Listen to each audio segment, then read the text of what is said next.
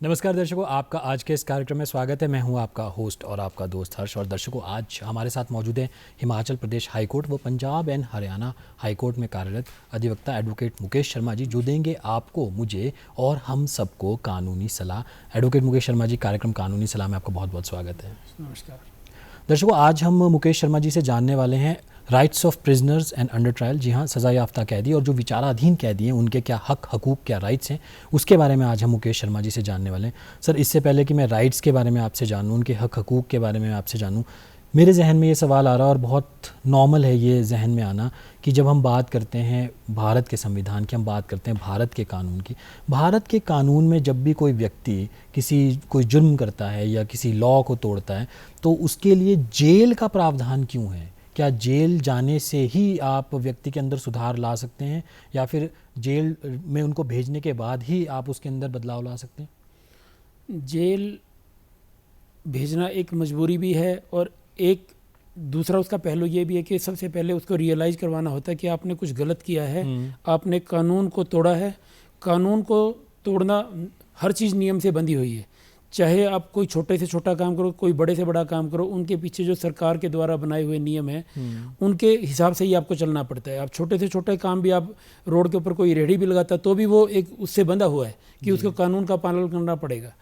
अब जहाँ पर जेल का सिस्टम है वहाँ पर ये दो बातें आ जाती हैं कि सज़ा याफ्ता कैदी और एक अंडर ट्रायल कैदी। अब अंडर ट्रायल है तो जब तक वो कानूनी प्रक्रिया पूरी नहीं हो जाती और जो कोर्ट उसको सज़ा नहीं देती तब तक वो अंडर ट्रायल उसको कैदी माना जाता है।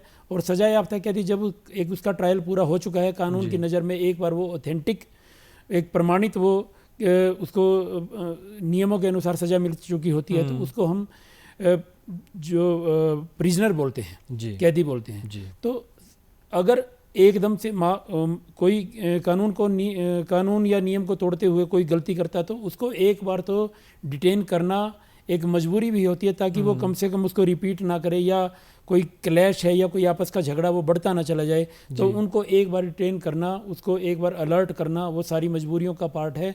और मजबूरियां भी वो ऐसी मजबूरी नहीं है, लेकिन वो मजबूरियां जो है वो कानून की प्रक्रिया से बंधी हुई है। तो पुलिस है और डिपार्टमेंट है, इंटेलिजेंस है, काफ़ी कुछ इसके पीछे होता है। और सर कई जगह ये भी कहा जाता है, और ख़ासकर जब हम अमेरिका की बात करते हैं, उनके जस्टिस सिस्टम की बात करते हैं, वो कहते हैं कि जितनी ज़्यादा बंदूकें आप मतलब मार्केट से या फिर बाज़ार से कम कर लेंगे उतने ज़्यादा घटना होने की संभावना कम हो जाती है। तो कहीं ना कहीं ये भी एक मंशा रहती है कि आप जितने ज़्यादा क्रिमिनल माइंडेड या फिर जिन व्यक्तियों को आदत होती है कानून तोड़ने की, या जिन व्यक्तियों को हिंसक गतिविधियां करने की आदत होती है, उनको जितना आप आम लोगों से थोड़ा दूर रखेंगे तो शायद जो एक क्राइम का जो रेट है, जो क्राइम का एक ग्राफ है, वो भी थोड़ा कम हो जाएगा। ये बिल्कुल ठीक है। 16 फुट की दीवार होती है कम से कम जेल की। 16 फुट की दीवार के पीछे एक सॉलिटरी तरीके से रहना, आइसोलेशन में रहना, और जो आप नॉर्मल लाइफ से आप बिल्कुल आइसोलेट हो जाते हो, अलग हो जाते हो, तो उसका दबाव तो पड़ता ही है। उनको जब तक वो अंडर ट्रायल रहता है उसके ऊपर एक दबाव रहता है कि अगर किसी तरीके से गलती, एक बार भी उसको सज़ा या उसकी ज़मानत भी हो जाए तो उसको एक एक्सट्रीमली हाई लेवल का रिलीफ मिलता है। अगर उसके अंदर थोड़ी सी भी समझ होती है तो वो आगे कोई गलत काम नहीं करता।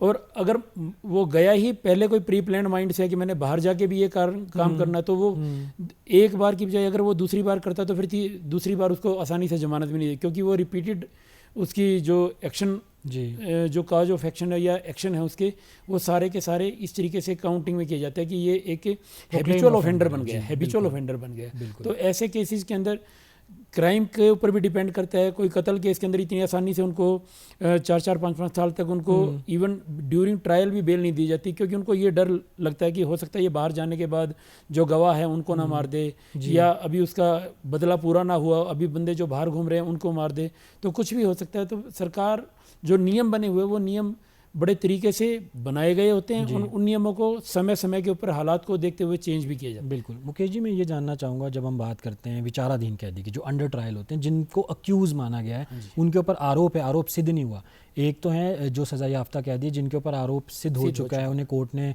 सेंटेंस कर दिया है कि आप 2 साल के लिए जेल जाएं, 5 साल के लिए, बेशक वो उसके लिए अपील में जाते हैं हायर कोर्ट्स में। मैं ये जानना चाहूँगा, अंडर ट्रायल एक कैदी और एक सज़ा याफ्ता कैदी को क्या एक ही जेल में रखा जाता है, या उनको एक, जिसको हम कहते हैं कि उनको रखने का प्रक्रिया डिफरेंट है? क्योंकि अगर कोई अंडर ट्रायल कैदी है जिसके ऊपर ये आरोप है कि आपने ये जुर्म किया है और आगे चल के वो बेगुनाह साबित होता है, अगर वो इस प्रकार के लोगों के साथ अगर जेल में रहेगा तो कहीं ना कहीं उसकी एक साइकी भी तो चेंज होगी। ये बिल्कुल ठीक है। शुरुआत के दिनों में आज़ादी के बाद ये सब चलता रहा कि सारे कैदी एक साथ इकट्ठे रहते थे, लेकिन with the passage of time थोड़ा ये समझ आना शुरू हो गया कि जिन लोगों के ऊपर आरोप सिद्ध हो चुके हैं, या कोई मर्डर है या कोई भी हीनस क्राइम जिसने किया है वो प्रूव हो चुका उसने किया है, और एक अंडर ट्रायल है उसके ऊपर अभी during pendency of the trial, तो ऐसा होता है कि उनको समय के साथ रहते हुए बदलाव किए गए, उनके सेल अलग बना दिए, हालांकि जेल एक ही होती है, उनके सेल अलग बना दिए, उनको आपस में बहुत कम चांस होता है कि किसी लेवल पर उनको मिलाया जाता है। और इनको जो विचाराधीन कैदी होते हैं इनके अपने कोई राइट्स होते हैं, क्योंकि वो अभी तक एक पुलिस की नज़र में तो वो आरोपी हैं, लेकिन कानून की नज़र में अभी पूरी तरीके से वो प्रमाणित नहीं हुए। जी सर, मैं ये भी जानना चाहूँगा कि जब आप बात करते हैं कि इनको अलग रखा जाता है, सॉलिटरी कन्फाइनमेंट होती है, जो विचाराधीन अंडर ट्रायल होते हैं और जो प्रिजनर्स होते हैं, जब हम बात करते हैं जेल की, हम बात करते हैं प्रिजन की, उसका माहौल कैसा रहता है? क्योंकि अक्सर लोगों के दिलों में बड़ा खौफ रहता है और लोगों के अंदर डर भी है कि अगर आप कुछ गलत काम करेंगे तो आप जेल में जाएंगे, जेल में आपके साथ बहुत सारी घटनाएं हो सकती हैं। तो थोड़ा सा आप हमारे दर्शकों को थोड़ा बताइए कि जेल का माहौल कैसा होता है और जब कोई व्यक्ति जेल जाता है तो क्या क्या चीज़ें एक्सपीरियंस कर सकता है? देखो, जेल सिर्फ एक आइसोलेशन के अगर एंगल से देखा जाए तो वो अलग तो है ही है, लेकिन अगर दूसरे एंगल से देखा जाए तो जेल के अंदर का जो माहौल है वो इतना ज़्यादा खौफनाक नहीं होता जितना बनाया जाता है। अगर आप जेल के नियमों को तोड़ेंगे तो अंडरस्टूड है कि वहाँ पर जो उनके ऊपर बहुत दबाव होता है, कल को जेल जब जुडिशियल कस्टडी में कोई मर गया या कोई चोट लग गई तो वो जिम्मेवारी जो है सारी जेल अथॉरिटीज़ की होती है, वहाँ पर सुप्रिटेंडेंट होते हैं, उनके ऊपर भी और भी ऑफिसर्स होते हैं। तो वहाँ पर जो क्रिमिनल जो मैनुअल सिस्टम है, जेल का जो मैनुअल सिस्टम है उसको फॉलो करना पड़ता है, एक अपनी लिमिट में वहाँ पर रहना पड़ता है, और लिमिट में रहते हुए कोई भी गलत काम करता है, आजकल तो जेल को भी हाईटेक बना दिया, जगह जगह कैमरे लगे हुए हैं, वहाँ पर पंखे भी काफ़ी हाइट के ऊपर लगे होते हैं, कोई सुसाइड ना कर ले। तो उनके जो कपड़े भी होते हैं, उनको कपड़ों के अंदर भी बड़ा कुछ वहाँ पर, मतलब इवन छोटा सा एक पतला सा ब्लेड या पिन भी अंदर नहीं जा सकती है आसानी से। तो आजकल जो जेल के सिस्टम के अंदर बात भी होती है, अगर कोई फैमिली मेंबर भी मिलने जाता है तो आजकल जो पहले आमने सामने होकर बात हो जाती थी, अब उसको भी डे बाय डे चेंज कर रहे हैं। वो इंटरकॉम सिस्टम कर दिया है, बीच में एक जाली लगी होती है, फिर एक शीशा लगा होता है, तो उधर इंटरकॉम सिस्टम, वो फ़ोन उठाएंगे, इधर जो दूसरा फ़ोन उठाएगा तब वो बात होती है, और वो सारी बातें रिकॉर्डिंग होती है कि ये यहाँ से कोई बात बाहर भेज के कोई और काम ना करवा दे। तो आज के दिन जो लोग जेल के अंदर है, जेल एक खौफ का नाम तो है, लेकिन एक उसको सुधार करने का एक उसको तरीका भी है। कुछ टाइम अकेला रहने के बाद अगर उसके अंदर कोई ऐसे सिस्टम है कि उसको लगता है कि मेरा परिवार मेरे पीछे से डिस्टर्ब है, बच्चे परेशानी में जी रहे हैं, तो वो हो सकता है बाहर आने के बाद गलत काम ना भी करे। तो ये तो जो सिस्टम है, सिस्टम को तो फॉलो किए बिना आप नहीं निकल सकते, सिस्टम को फॉलो करना पड़ेगा, चाहे आप कितने बड़े हैं, कितने बड़े बड़े आपने देखे हैं। जो आप देखो एक देश के अच्छे जो मंत्री रह चुके हैं, जो कैबिनेट जी। पर मैं ये भी आपसे जानना चाहूँगा, आपने कहा कि जब हम जेल की बात करते हैं वो सुधार का केंद्र है एक तरह से, वहाँ पे जो पर्पस है जेल का वो है आपके अंदर चेंज लाना। कई बार ऐसा होता है कि कुछ जो लोग होते हैं काफ़ी यंग होते हैं, 21-22 ईयर्स के होते हैं, उनको परिस्थिति में ये कहूँगा कि कुछ ऐसा हो जाता है कि उनको जेल जाना पड़ता है। तो क्या वहाँ जेल में जाके भी वो अपनी स्टडीज़ कंटिन्यू कर सकते हैं, या अगर किसी को किसी चीज़ का शौक़ है, कोई क्रिकेट खेलना चाहता है या फिर कोई स्किल अपना डेवलप करना चाहता है, क्या इस प्रकार का भी कोई सपोर्टिव सिस्टम जेल में मिलता है? जेल के अंदर सारी फैसिलिटीज़ है, और गवर्नमेंट जो है उनको काफ़ी पैसा देती है उन सारी चीज़ों को वहाँ पर प्रोवाइड करने के लिए। कोई संगीतकार है, किसी का म्यूज़िक के अंदर इंटरेस्ट है तो वहाँ पर प्रोग्राम भी करवाए जाते हैं, किसी को कुकिंग का शौक़ है तो उनको वो अपॉर्चुनिटीज़ भी दी जाती है। वहाँ पर पढ़े लिखे अगर आप वहाँ पर एक बार ये कह देते हो कि भाई I am educated and I need newspaper, तो वो भी उनको प्रोवाइड करवाया जाता है। जेल सिर्फ एक बाहरी जो सोशल लाइफ से आइसोलेशन ही जेल है, अदरवाइज जेल के अंदर वो सारी चीज़ें, खाने पीने के टाइम खाना पीना मिलता है उनको, ये बात है कि घर जैसा नहीं मिलता, लेकिन मिलता है। उनको मेडिकल फैसिलिटीज़ मिलती है, उनको अगर पढ़ने की इच्छा तो उनको पढ़ाया भी जाता है, मतलब पढ़ने के लिए उनको अपॉर्चुनिटी दी जाती है। अगर उनके एग्ज़ाम होते हैं तो एग्ज़ाम के अंदर लेकर जाना भी जेल अथॉरिटी की रिस्पॉन्सिबिलिटी का पार्ट है। तो ये सारी चीज़ें पॉसिबल है वहाँ पर। आप जेल को अगर सिर्फ हम इसलिए देखते हैं कि वहाँ पर कोई मारपीट होती है, जेल का काम मारपीट करना है ही नहीं है। वो तो पुलिस रिमांड के अंदर जो कुछ हो चुका है हो चुका। जेल के अंदर तो अगर कुछ ऐसा जो एक्शन लेना पड़ता है, हार्ड एक्शन लेना पड़ता है, वो सिर्फ इस तब लेना पड़ता है जब वो कोई उस लेवल के गलत काम करता है, या अंदर कोई ना कोई वो पॉलिटिक्स खेलता है, या अंदर वाले लोगों को तंग करता है, या वहाँ पर कोई वो जो होलीगनिज्म दिखाता है, अपना गुंडागर्दी। तो कंप्लेंट सिस्टम भी होता है अगर कोई कैदी वहाँ पर है, उसके साथ कोई दूसरे कैदी इस प्रकार से व्यवहार कर रहे हैं, अक्सर हम सुनते भी हैं। और फॉरेन कंट्रीज़ में तो बहुत ही कॉमन है, गैंग वॉर्स होती हैं। पर अगर यहाँ पे भी इंडिया की अगर हम बात करें, हिमाचल की बात करें, अगर किसी कैदी के साथ इस प्रकार से दुर्व्यवहार हो रहा है, चाहे वो दूसरे कैदी के द्वारा हो या फिर जेल के सिस्टम के द्वारा हो, तो वो क्या अपनी ग्रीवियंस कैसे देगा, वो अपनी बात कोर्ट तक कैसे पहुँचाएगा? क्योंकि एंड ऑफ द डे तो कोर्ट ने ही उसको सेंटेंस किया है। सेंटेंस कोर्ट ने किया, लेकिन जेल अथॉरिटीज़ की अपनी भी मर्यादा है, वो भी अपने नियमों से बंधे हुए हैं। अगर आप रिटर्न में वहाँ पर सारा सिस्टम होता है, अगर आप ये कह देते हैं कि मैंने रिटर्न में कंप्लेंट करनी है, तो रिटर्न में आपकी कंप्लेंट को कंप्लाई किया जाता है, आगे उसको एक अप्रोप्रिएट अथॉरिटीज़ के पास भेजा जाता है, उसके ऊपर एक्शन भी लिया जाता है। ऐसा अगर जेल के अंदर कोई हाई ऑफिशियल बैठे हैं तो इसका मतलब ये नहीं है कि वो आर्बिट्रेरी एक्शन या डिस्क्रिमिनेशन दिखा सकते हैं। थोड़ा बहुत चलता है, कहीं पर गवर्नमेंट की भी इन्वॉल्वमेंट्स होती हैं, कहीं पर और भी बड़े कारण हो सकते हैं। लेकिन जेल का मतलब आप ये मान के, सिर्फ इतना ही मान के चले कि वहाँ पर आइसोलेशन और अपने आप को सुधार करने का, अपने आप को चिंतन करने का आपको एक अवसर दिया जाता है कि आप सॉलिटरी रह के और अपना ध्यान लगाओ कि आप फ्यूचर में जाके आपने क्या करना। अब जो हो गया उसका तो कोई इलाज नहीं है, अल्टीमेटली आपको फेस करना पड़ेगा। दोबारा ना हो, बिल्कुल। और यही जेल का एक मकसद भी होता है। मकसद भी है। सर, मैंने कहीं पे ये पढ़ा था, और correct me if I am wrong, कि जब हम जेल की बात करते हैं, जो डिस्ट्रिक्ट जजेस होते हैं या चीफ जुडिशियल मैजिस्ट्रेट होते हैं, वो हर वीकली या हर मंथली विजिट करते हैं और देखते हैं कि जेल की स्थिति कैसी है, कैदियों से मिलते हैं। क्या इस बारे में सच्चाई है? ये बिल्कुल सच्चाई है। ये एक सरप्राइज विजिट भी होती है उनकी, ये उसका भी पार्ट है। वो सिर्फ यही देखना होता है कि क्या उनको ठीक खाना मिल रहा है, क्या उनके साथ कोई मेल ट्रीटमेंट तो नहीं हो रहा, कोई दुर्व्यवहार तो नहीं हो रहा, कोई पार्शियलिटी तो नहीं हो रही है, क्या वहाँ पर साफ़ सफाई का ध्यान रखा जा रहा है, नहीं रखा जा रहा है, ये वहाँ पर कोई और वो इंटरेक्शन वो डायरेक्ट करते हैं। जेल सुप्रिटेंडेंट भी उनके साथ होते हैं और ऑफिशियल्स भी हो सकते हैं उनके साथ, और ये ड्यूटी का पार्ट है कि उनको आर्बिट्रेरी होने से दूर रखने के लिए उनके ऊपर भी एक चेक बनाया जाता है कि जुडिशियल सिस्टम भी इसको वॉच कर रहा है। और इस वॉच करने से उनके अंदर जो जेल के अंदर कैदी होते हैं उनको एक बूस्टअप मिलता है, एक कॉन्फिडेंस मिलता है कि अगर हम यहाँ पर है तो ऐसा नहीं है कि हमें सिर्फ इनके भरोसे ही छोड़ दिया है, हमें हर चीज़ का बेनिफिट यहाँ पर, जो बेनिफिट ना लगाओ, लेकिन आप उसको ये कह सकते हो कि जेल के अंदर जो सिस्टम है, सिस्टम जो जैसा हमने सुना था वो नहीं है। यहाँ पर हर चीज़ को वॉच किया जाता है, हमारी सुनवाई भी होती है, और सुनवाई के साथ साथ जो हम कंप्लेंट करते हैं उनके ऊपर एक्शन भी होता है। तो जेल का सिस्टम एक्चुअल में देखा जाए तो जेल और पुलिस दोनों अलग अलग है।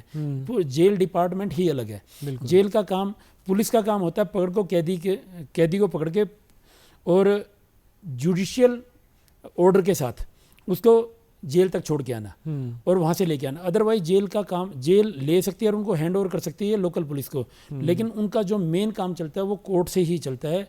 वहाँ से बाहर जाएगा तो वो कोर्ट के थ्रू जाएगा, और वहाँ से वहाँ अंदर आएगा तो भी कोर्ट के थ्रू ही आएगा। जी सर, जब हम बात करते हैं सज़ा याफ्ता कैदी की, जिनको कन्विक्शन दी गई है कोर्ट के द्वारा, उनके हक और हकूक़ की अगर मैं बात करूं, आपने कहा कि रेगुलरली वो अपने रिश्तेदारों के साथ मिल सकते हैं अगर वो जेल आते हैं, उनसे मिलना चाहें।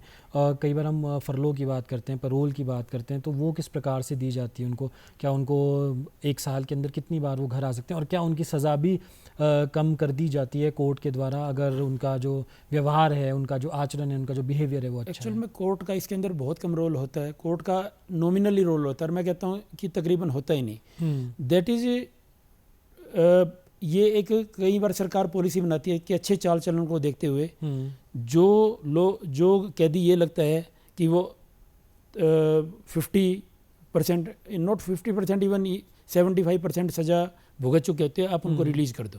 पर्टिकुलरली जो बहुत ज़्यादा हाई लेवल के जहाँ पर 15 साल की 20 साल की कैद है, तो ऐसे केसेस में वो कर देते हैं। कई बार हमारा ही कोई ऐसा दिन आता है, जैसे कोई गोल्डन जुबली हमारी जो आज़ादी का मनाया गया, तो उस दौरान ऐसे ऐसे मतलब कोई ना कोई ऐसा सिस्टम बनता है कि वो ऐसे कैदियों को, क्योंकि वो भी चाहते हैं कि इनको भी एक बार एक चांस क्या देकर होता है आपकी सज़ा कम कर दी जाए या आपको रिलीज़ कर दिया जाए? क्या सिर्फ अच्छा आचरण ही क्राइटेरिया है? और कोई क्राइटेरिया है भी नहीं है कि अच्छे चाल चलन में सिर्फ ये है कि ये यहाँ पर इतने साल हो गए, इनके ऊपर कोई केस नहीं है, इनके पोजीशन से कोई भी ऐसी चीज़ नहीं मिली है। सर ये भी नोटिस किया जाता है कि कई बार ऐसा होता है कि कुछ लोग फर्स्ट टाइम ऑफेंडर्स होते हैं, उन्होंने पहली बार कुछ गुनाह किया होता है जिस वजह से उनको सज़ा होती है, और कई बार ऐसा होता है कि कुछ लोग बार बार जेल आते हैं, चाहे हम चिट्टे की बात करें, ड्रग्स की बात करें, 1-2 साल जेल काटने के बाद दोबारा से ऑफेंस करते हैं, फिर दोबारा जेल आते हैं। तो ऐसे में भी क्या जो जेल अथॉरिटीज़ हैं या गवर्नमेंट है वो देखती है कि जो प्रोक्लेम्ड ऑफेंडर्स हैं, जो बार बार हैबिचुअल ऑफेंडर्स हैं, उनको आप फरलो या फिर परोल या उनकी सज़ा कम ना करें, और जो फर्स्ट टाइम ऑफेंडर्स हैं उनको एक मौका दिया जाए? पैरोल और फरलो एक फंडामेंटल राइट का पार्ट है कि वो बिल्कुल अंदर रह कर वो साइकी ना हो जाए, डिप्रेशन का शिकार ना हो जाए, इसलिए उनको एक विद इन टाइम 6 महीने में एक बार या साल में एक बार वो हालात को देख के, क्योंकि उसके पीछे भी एक सिस्टम होता है कि पहले जो है इससे पहले तो उसके क्राइम का जो सीरियसनेस है वो ग्रेविटी देखी जाती है कि उसकी क्राइम की सीरियसनेस कितनी है। अगर उसके क्राइम की सीरियसनेस बहुत ज़्यादा है और उसको ये भी डर है कि ये पहले भी लगातार ऐसा करता आ रहा है और ये बहुत ज़्यादा रैश माइंड है, तो उसको आसानी से वो पैरोल भी नहीं देते। और पैरोल और फरलो जो है ना, ये एक्चुअल में फंडामेंटल राइट है, उनको अपने परिवार से मिलने का, अपने जो नॉन है उनसे मिलने का, ताकि एक बार वो पड़े जो कैद की ज़िंदगी काटते काटते बिल्कुल आइसोलेटेड ना हो जाए, वो बाहर जाने के बाद अपनी लाइफ को रिज्यूम ना कर पाए, इसलिए उनको एक मौका दिया जाता है। वो कई बार 4 वीक्स का होता है, कई बार 2 वीक्स का होता है, वो डिपेंड करता है। उसके बाद वो भी कंडीशनल हो सकता है। कई बार जो बहुत ज़्यादा खतरनाक कैदी है उनको ये भी, अगर बाई चांस दे भी देते हैं, उनको ये भी कहा जा सकता है कि आप जो है ना डेली शाम को जाके जो नियर बाई पुलिस स्टेशन है वहाँ पर हाजिरी लगाओगे, ताकि उसको ये जस्टिफाई हो जाएगी इतनी देर में ये कहीं नहीं जा सकता, इतनी दूर 200-400 किलोमीटर नहीं जा सकता या कुछ भी ऐसे, ये सारी चीज़ें पॉसिबल है। उसके बाद कंडीशन और भी कई हो सकती हैं, उनको ये भी डर हो सकता है कि ये कभी भाग ना जाए, उसके ऊपर वॉच भी होती है, उसके ऊपर उसकी डबल ट्रिपल या हार्ड उनके ऊपर जो श्योरिटी लगा दी जाती है। कोई ऐसा भी कहा जा सकता है कि इसकी श्योरिटी जो है ना कोई गवर्नमेंट सर्विस मैन लेगा जो इन सर्विस है। तो ऐसी श्योरिटी लगाने का मतलब ये है कि जितनी ज़्यादा कंडीशन हार्ड होंगी उतना ही उसके ऊपर चेक है, उसके ऊपर डाउट है, और एक बार अगर वो कंडीशंस को वायलेट करता है तो इसका मतलब है कि उसको अगली बार आसानी से बेल या पैरोल नहीं दी जाएगी। जी। और सर हमने ये भी देखा है कि कई बार जब हम सज़ा याफ्ता कैदी की बात करते हैं उनको एक थोड़ा मौका भी दिया जाता है। और अगर हम हिमाचल की बात करें और अगर आप शिमला में कभी आते हैं और अगर आप हिमाचल प्रदेश हाई कोर्ट या फिर बिल्कुल नज़दीक में पुलिस लाइन जो कि लोअर कैथू में पड़ती है, अगर आप वहाँ जाएं तो आप देखेंगे कि कैदियों के द्वारा वहाँ पर एक कैंटीन रन की जाती है जहाँ पे वो बेकरी की आइटम से लेकर हैंडीक्राफ्ट आइटम से लेकर केक, पेस्ट्री, पिज़्ज़ा, इस प्रकार की चीज़ें भी देते हैं। तो सर क्या इस प्रकार का मौका भी दिया जाता है कैदियों को?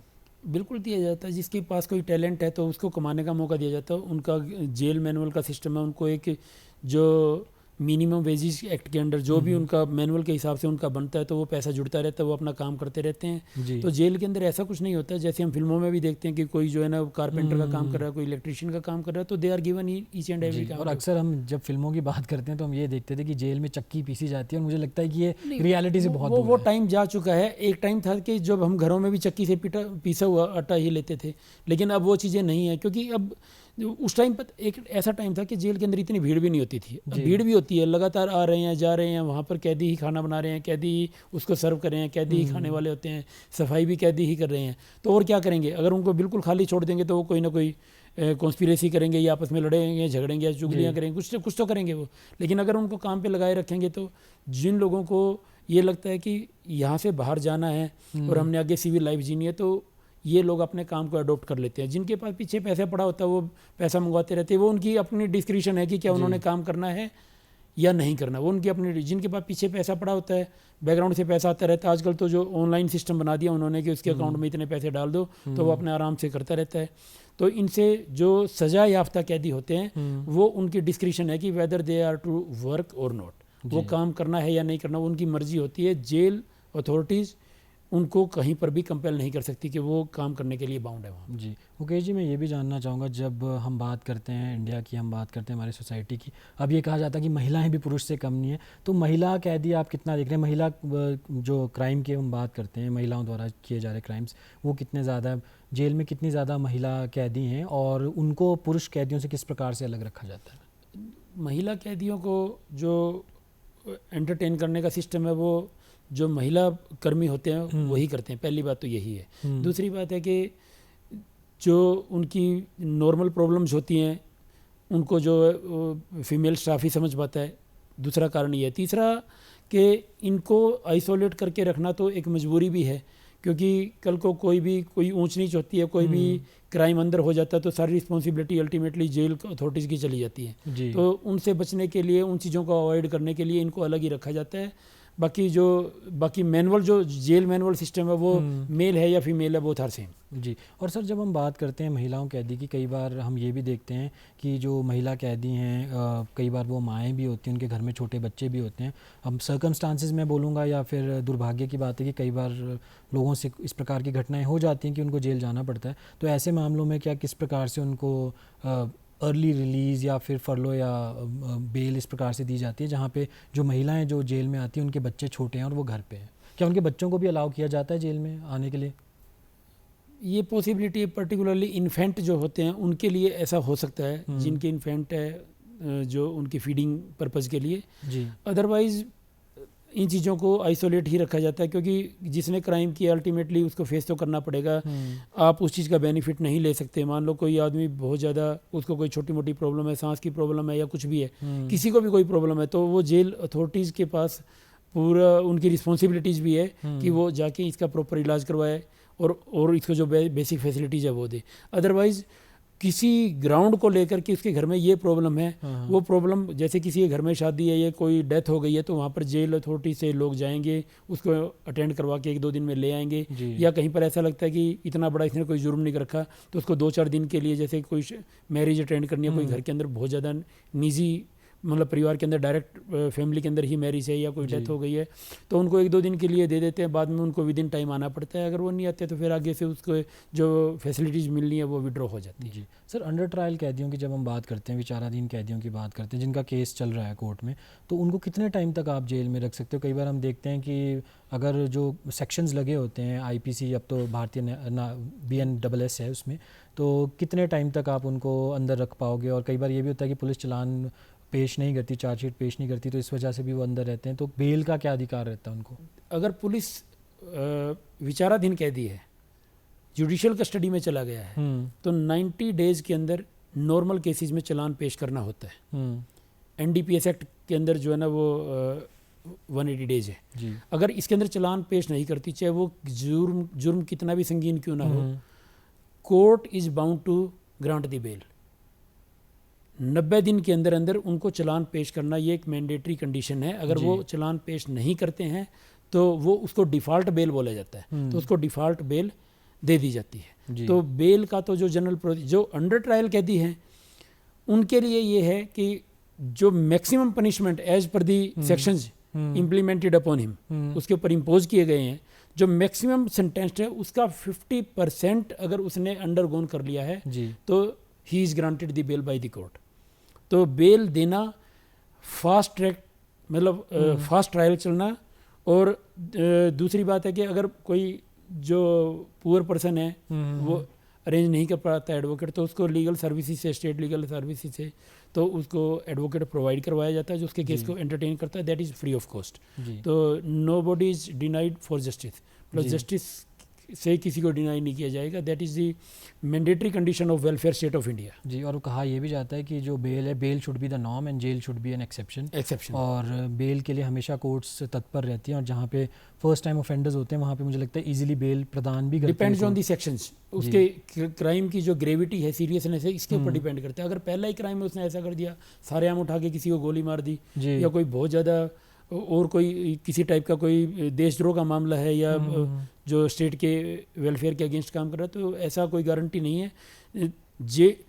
बेल हमारा राइट एक लिमिटेड है, अदरवाइज बेल तो जज की मर्जी है। अगर if he is satisfied then the जज ऑनरेबल जज would definitely grant the bell, otherwise he is not. जी मुकेश जी, मैं ये भी जानना चाहूँगा, कई बार लोग विचाराधीन होते हैं, आगे चल के वो बरी हो जाते हैं, वो उनको अक्विटल मिल जाता है, तो ऐसे मामले में जो उन्होंने इतना समय जेल में निकाला है तो उसको कॉम्पनसेट कैसे किया जाएगा? क्या स्टेट कॉम्पनसेशन देगी या फिर कहीं ना कहीं पुलिस वालों की भी कोई जिम्मेवारी बनती है? मैं संक्षेप में आप ज़्यादातर ऐसे केसेस में मैंने देखा कि जो लास्ट का पैराग्राफ है जजमेंट का वो इस टाइप से लिखा जाता है कि ऐसे केसेस में जहाँ पर एक्विटल भी हो जाती है, डाउटफुल वर्ड यूज करके, benefit of doubt word use करके कि भाई बेनिफिट ऑफ डाउट दिया जा रहा है, अदरवाइज मतलब ही इज़ नॉट प्योर, इसका मतलब ये, उसको इस तरीके से लिखा जाता है कि उसके पास ये ऑप्शन बचता ही नहीं है कि वो जाके स्टेट के ऊपर केस कर दे कि मुझे इतने दिन गलती थी। कहीं पर रिस्पेक्टफुली एक्विटेड नहीं लिखा जाता है, और ऐसा गिवन द क्यों बेनिफिट ऑफ डाउट। और ऐसा क्यों किया जाता है? ऐसा कई बार सिचुएशन ही क्लियर नहीं होती, कई बार जो चलान के अंदर जो पुलिस की तफ्तीश है उसके अंदर, या जो गवाहों के बयान है क्रॉस एग्जामिनेशन के अंदर, या कोई सब्सिक्वेंट ऐसी चीज़ें सामने आ जाती है जो चलान तक नहीं आई, चलान के बाद आ जाती है, तो ये सारी चीज़ें कैलकुलेट करके कभी भी ऐसा जजमेंट नहीं लिखा जाता है।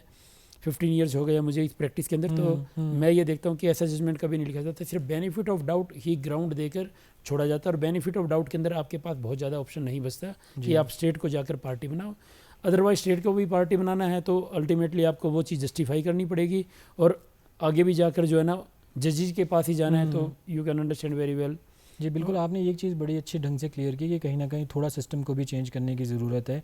कहीं ना कहीं जो व्यक्ति अगर जेल में रहता है और अगर वो अक्विट होता है तो उसकी भी एक ज़िंदगी है और उसको एक स्टिग्मा और ट्रॉमा के साथ नहीं जीना चाहिए। एडवोकेट मुकेश शर्मा जी, आप कार्यक्रम कानूनी सलाह में आए, उसके लिए बहुत बहुत शुक्रिया। नमस्कार। तो दर्शकों, इसी प्रकार के और कार्यक्रम आप देख सकते हैं हमारे सोशल मीडिया चैनल्स, हमारे व्हाट्सएप, हमारे एक्स हैंडल, हमारे यूट्यूब और हमारे फेसबुक पेज पे भी। तो ऐसे कार्यक्रम आप और देखते रहिए, और आज के कार्यक्रम में बस इतना ही। अब मुझे दीजिए इजाज़त, नमस्कार।